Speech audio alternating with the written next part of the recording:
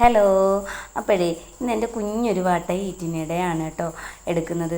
അപ്പം ഇന്ന് സൺഡേ ഒക്കെ ആയത് കാരണം കുട്ടികൾക്കൊന്നും പോകാണ്ടത് കൊണ്ട് തന്നെ 8 മണിയൊക്കെ ആയി ഉറക്കം എണീറ്റപ്പം. അപ്പോൾ അതാണ്ട് ഡേ സ്റ്റാർട്ട് ചെയ്യുകയാണ്. ഫസ്റ്റ് ഒരു ഗ്ലാസ് വെള്ളം കുടിച്ചു കേട്ടോ. ഒരു ഗ്ലാസ് അല്ല, അടുക്കള ജോലിയൊക്കെ തീരുമ്പോഴത്തേക്ക് ഈ ഒരു ഗ്ലാസ്സിന് തന്നെ ഒരു 4-5 ഗ്ലാസ് വെള്ളം ഞാൻ അകത്താക്കും കേട്ടോ. അപ്പോൾ അതിനുശേഷം നാണ്ടേ നമുക്ക് ബ്രേക്ക്ഫാസ്റ്റ് കഴിച്ചത് ഒരു 10-10:30 ആയപ്പോഴാണ് കേട്ടോ ഞാൻ ബ്രേക്ക്ഫാസ്റ്റ് കഴിച്ചത്. അപ്പം ബ്രേക്ക്ഫാസ്റ്റ് നമുക്ക് റവപ്പുട്ടായിരുന്നു. റവപ്പുട്ടും ഏത്തയ്ക്ക പുഴുങ്ങിയത് പിന്നെ ഒരു മുട്ടയും ഉണ്ടായിരുന്നു കേട്ടോ. ഈ റവപ്പുട്ട് നല്ല ചൂടോടെ കഴിക്കുമ്പോൾ നല്ല ടേസ്റ്റാണ് കേട്ടോ. അപ്പം പതുക്കെ തട്ടി മൊത്തം അങ്ങ് അകത്താക്കിയിട്ടുണ്ട്.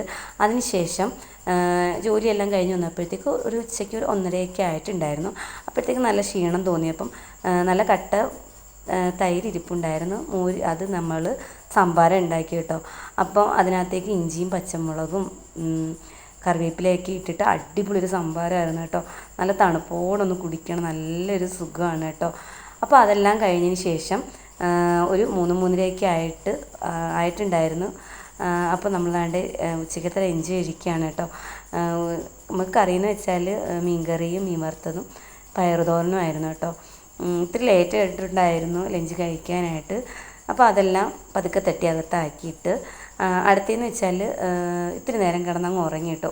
ഒരു മണിക്കൂറൊക്കെ ഉറങ്ങിയതിന് ശേഷം 5:30-6 മണിയൊക്കെ ആയപ്പോഴത്തേക്ക് എണീറ്റതിന് ശേഷം നാണ്ടേ നല്ല അടിപൊളി ഒരു ചൂടോടൊരു കട്ടനും പിന്നെ രാവിലെ നമ്മൾ പുട്ടിൻ്റെ കൂടെ പുഴുങ്ങിയ പഴം ഇരിപ്പുണ്ടായിരുന്നു.